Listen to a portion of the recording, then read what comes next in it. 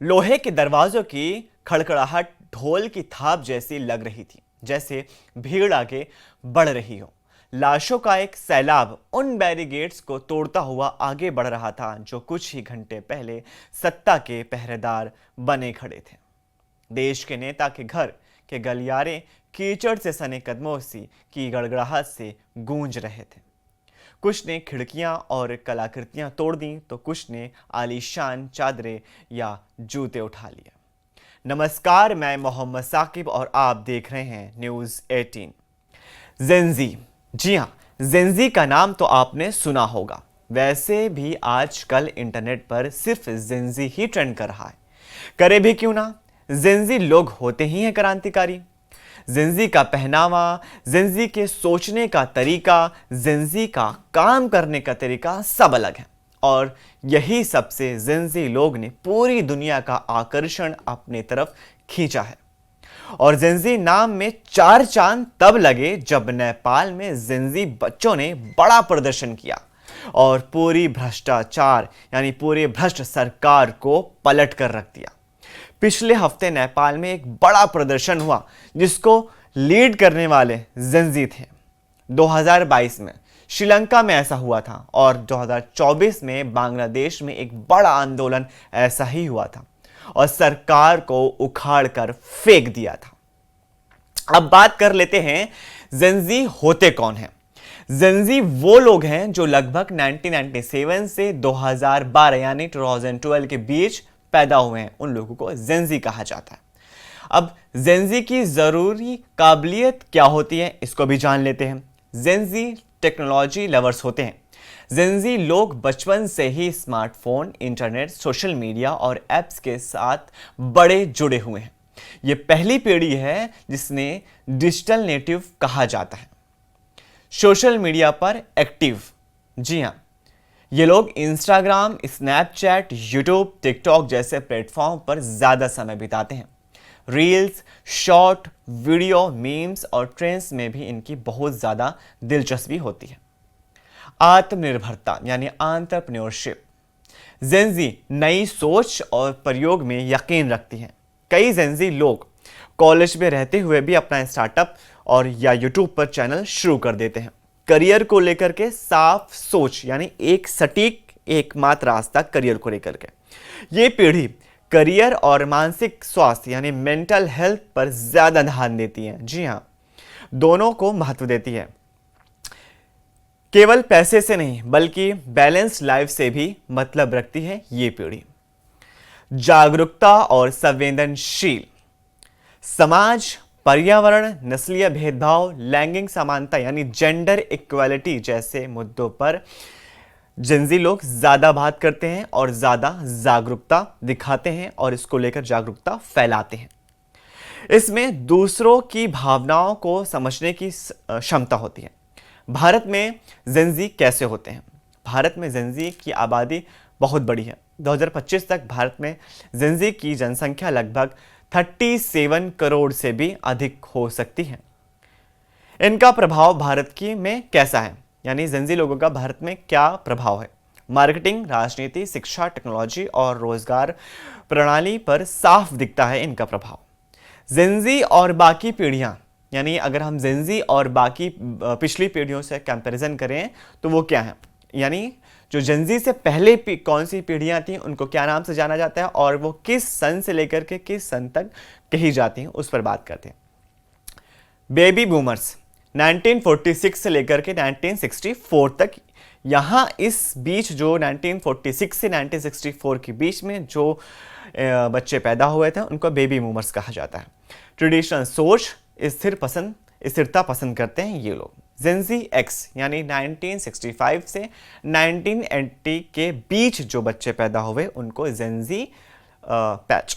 Gen Z x 1965 से patch. जेन x यानी generation x 1965 से 1980 के बीच जो बच्चे पैदा हुए उसे जेन एक्स कहा जाता है। ये लोग करियर केंद्रित होते हैं और तकनीकी में बदलाव देखा है इन लोगों ने।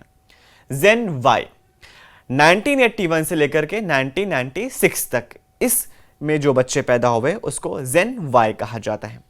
इंटरनेट से परिचित होते हैं और मोबाइल और सोशल मीडिया पर को अपनाया है इन लोगों ने, क्योंकि इसी दौर में इंटरनेट की भी शुरुआत हुई थी और इसी दौर में भी 90s के दौर में भी सोशल मीडिया के बाद साथ साथ मोबाइल की भी शुरुआत हुई थी।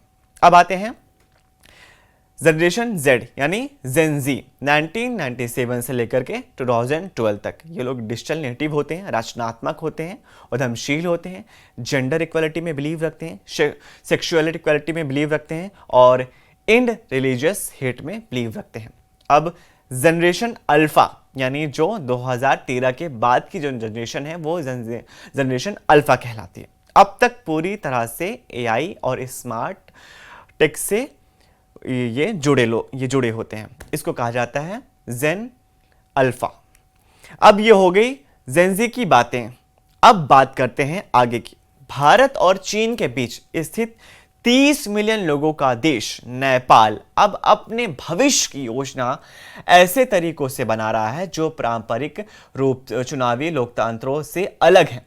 दक्षिण एशिया में एक के बाद एक सरकारों को गिराने वाले युवाओं के नेतृत्व वाले विरोध आंदोलनों ने एक व्यापक प्रश्न को भी जन्म दिया है। क्या दुनिया का सबसे घनी आबादी वाला क्षेत्र जनरेशन जेड यानी जेनजी क्रांतिकारियों का ग्राउंड जीरो है? यह निश्चित रूप से बहुत चौंकाने वाला है। ये इस अस्थिरता की एक नई तरह की राजनीति है।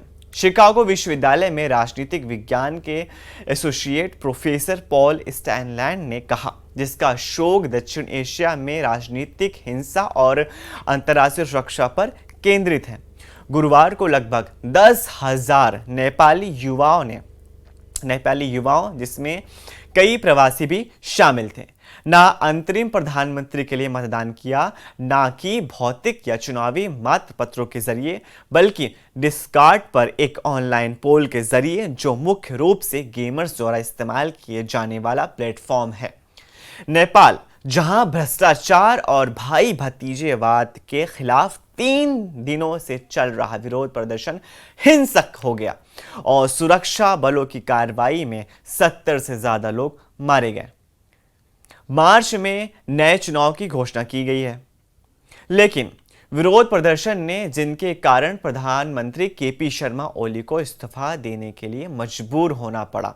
ये प्रदर्शन इतना बड़ा था जबकि उन्होंने आंदोलनकारियों की जनरेशन जेड यानी जेनजी उत्पत्ति का मजाक उड़ाया था। पहले ही दिखा दिया कि दक्षिण एशिया में एक के बाद एक राष्ट्रों में तेजी से निराश युवा लोग सत्ता हथिया रहे हैं और खुद को मालिक घोषित कर रहे हैं।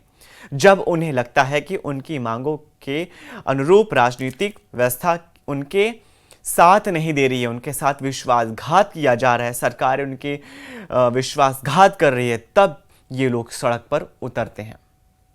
आगे बात करें, स्टैनलैंड ने अल जजीरा को बताया कि दक्षिण एशिया के लिए ये एक नाटकीय बदलाव है, एक ऐसा क्षेत्र जो लंबे समय से बड़े राजनीतिक विरोध प्रदर्शन का केंद्र रहा है, लेकिन शायद ही कभी ऐसे विरोध प्रदर्शन हुए हों जहां शासन को उखाड़ फेंका गया हो। उन्होंने आगे कहा, यह उस दुनिया से बिल्कुल अलग है जहां सैन्य तख्ता पलट होते हैं या राजनीतिक संघर्ष का मुख्य रूप कुछ और ही है।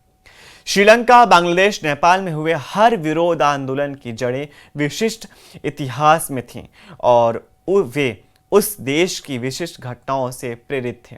फिर भी विशेषज्ञों का कहना है कि इन देशों में भड़के आक्रोश में एक समानता है, एक ऐसी पीढ़ी जो टूटे वादों के साथ जीने से इनकार कर रही है। यानी ये ऐसी पीढ़ी है कि सरकार अगर जो भी वादा करती है वह वादे को पूरा करे, अगर सरकार वादे को पूरा नहीं करती है तो ये पीढ़ी उस सरकार खिलाफ आंदोलन करती है।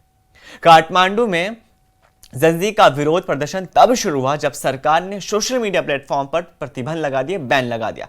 सरकार ने सोशल मीडिया प्लेटफॉर्म के दुरुपयोग और नियामकों के साथ पंजीकरण न कराने का हवाला देते हुए यह प्रतिबंध लगाया था, लेकिन ये शिकायतें कहीं ज्यादा गहरी थीं। असमानता, भ्रष्टाचार और भाई भतीजावाद युवाओं के लिए एक ऐसे देश में प्रमुख कारण थे जहां विदेशों से नेपालियों द्वारा घर भेजी जाने वाली धनराशि देश की अर्थव्यवस्था का 1/3 हिस्सा है। हजारों किशोर सड़कों पर उतर आए, जिनमें से कई अभी भी स्कूल यूनिफॉर्म में थे। 70 से ज्यादा लोग गोली लगने से मारे गए और सैकड़ों लोग घायल हुए।